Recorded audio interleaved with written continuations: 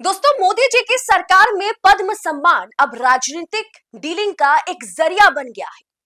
मोदी सरकार राजनीतिक या चुनावी फायदे के लिए किसी को भी मुंह उठा करके पद्मश्री, पद्म भूषण, पद्म विभूषण देने लग गई है। इस बार 139 हस्तियों को पद्म पुरस्कार देने के लिए जो लिस्ट सरकार ने तैयार की है, जारी किया है, वो देखकर आपके होश उड़ जाएंगे। जिसमें बिहार के 7 हस्तियां शामिल हैं और बिहार चुनाव और राजनीतिक फायदे को मद्देनजर रखते हुए दंगे के आरोपी को भी पद्म सम्मान देने का ऐलान कर दिया गया। देश विदेश में अडानी की डील कराने वालों को भी सम्मान मिल रहा है। लगता है कि आजकल ये सम्मान मोदी जी फ्री में बांट रहे हैं कि तुम भी ले लो, तुम भी ले लो। लेकिन मोदी जी कोई भी काम फ्री में नहीं करते हैं। इसके लिए कोई ना कोई बड़ी वजह होती है। ऐसे ऐसे लोगों को इस बार पद्म सम्मान दिया जा रहा है जो हमारे संविधान को ही गलत मानते हैं।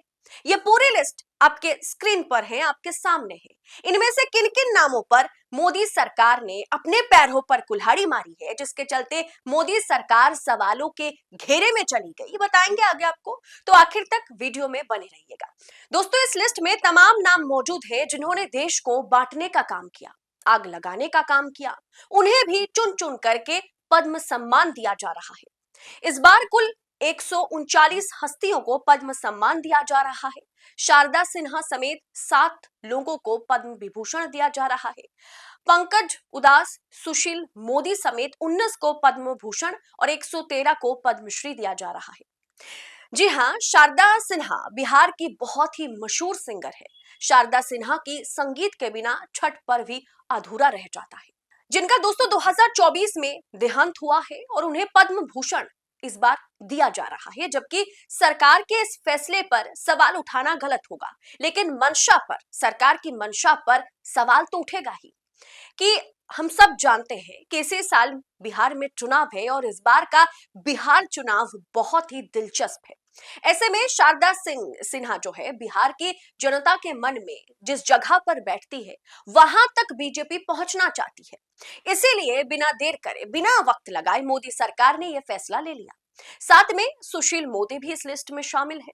लेकिन सम्मान प्रदान के पीछे सरकार जो खेल, या खास करके साहेब जो खेल खेल रहे हैं, उस पर चर्चा करना जरूरी है।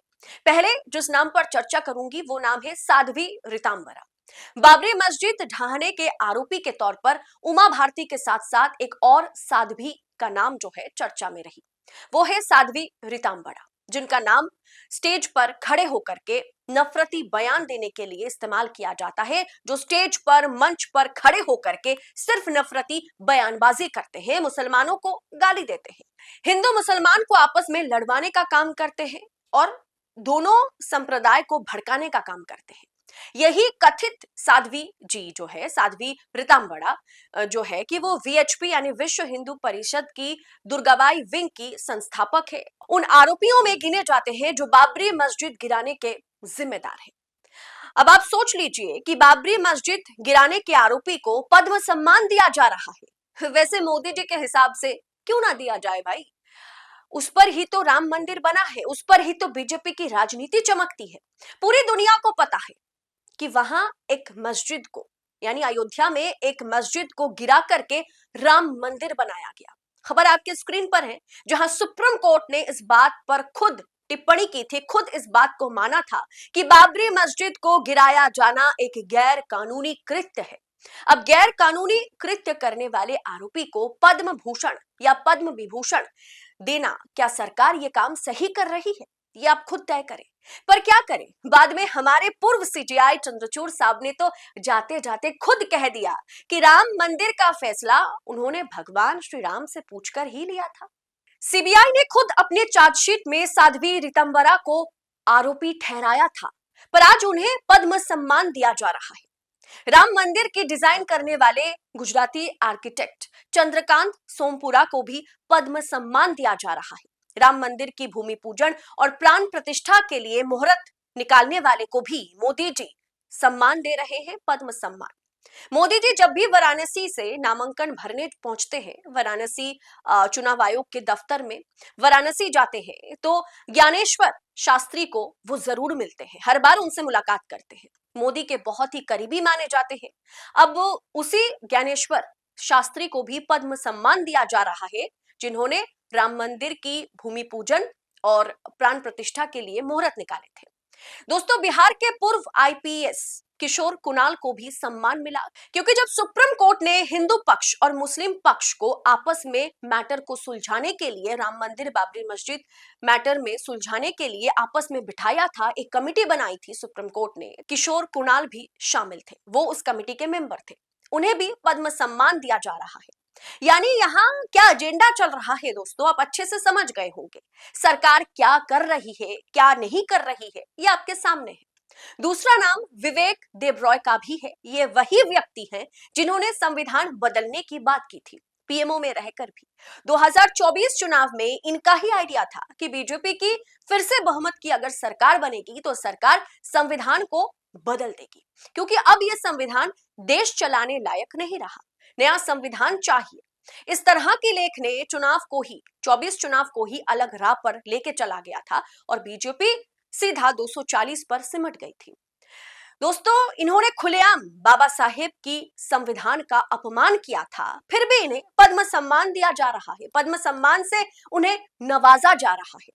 दोस्तों, इस लिस्ट में एक नाम अरुंधति भट्टाचार्य का भी है। जी हाँ, पूर्व SBI chairperson Arundhati Bhattacharya. Screen पर तस्वीर आप देखिए, राउंड टेबल, मोदी और अडानी बैठे हुए हैं और बिल्कुल गौतम अडानी के बगल में अरुंधति रॉय बैठी हुई है। यह तस्वीर पिक्चर को पूरी तरह से क्लियर कर सकती है कि आखिर पिक्चर में क्या है। उन्होंने अडानी को उस समय ऑस्ट्रेलिया की कोयला खदान की डील दिलाने के लिए, डील फाइनल कराने के लिए खुद एसबीआई चेयरपर्सन अरुंधति मैडम जो है वो ऑस्ट्रेलिया का दौरा करती है मोदी जी के साथ। बाकी आज देश में गणतंत्र है या राजतंत्र है, ये लिस्ट उसका जीता जागता उदाहरण है। यानी जो भी मोदी के करीबी हैं, जो मोदी जी के एजेंडे को बढ़ावा देते हैं, मोदी जी की एजेंडे पर एकदम फिट बैठते हैं, उन्हें पद्मश्री, पद्म भूषण, पद्म विभूषण से नवाजा जा रहा है। और मोदी से, सत्ता से सवाल पूछने वालों के लिए कानून और नियमों की उन पर कहीं ना कहीं पाबंदियां लगाई जा रही है। जैसे खुद राजीव कुमार ने कहा कि जो भी चुनाव आयोग से, मुख्य चुनाव आयुक्त से सवाल करते हैं, वो पत्रकार दरअसल जो है सोशल मीडिया पर, सोशल मीडिया को प्रदूषित करने का काम कर रहा है, कुछ और नहीं। लेकिन जो मोदी जी के हर एक फैसले को ताली और थाली के साथ जो है स्वागत करते हैं, उन्हें पद्मश्री, पद्म भूषण, पद्म विभूषण यानी पद्म सम्मान उन्हें बांटा जा रहा है और एक तरीके से मुफ्त में बांटा जा रहा है। तुम भी ले लो, तुम भी ले लो, इस तरीके से सोचिए। दंगे के आरोपी, भड़काऊ बयान देने के आरोपी, कहीं ना कहीं मस्जिद को ढाहने के आरोपियों को भी अब सम्मान दिया जा रहा है। जो संविधान को गलत बताते हैं उन्हें भी सम्मान दिया जा रहा है।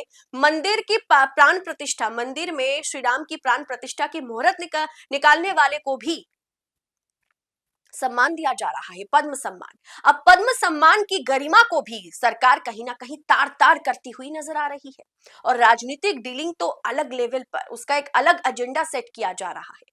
इस पूरे विषय को आप किस अंदाज में देख रहे हैं, कमेंट कर अपनी राय हमारे साथ शेयर जरूर कीजिएगा और ऐसी तमाम खबरों को पाने के लिए चैनल को सब्सक्राइब करते हुए जाइएगा। बहुत बहुत शुक्रिया। जय हिंद, जय भारत।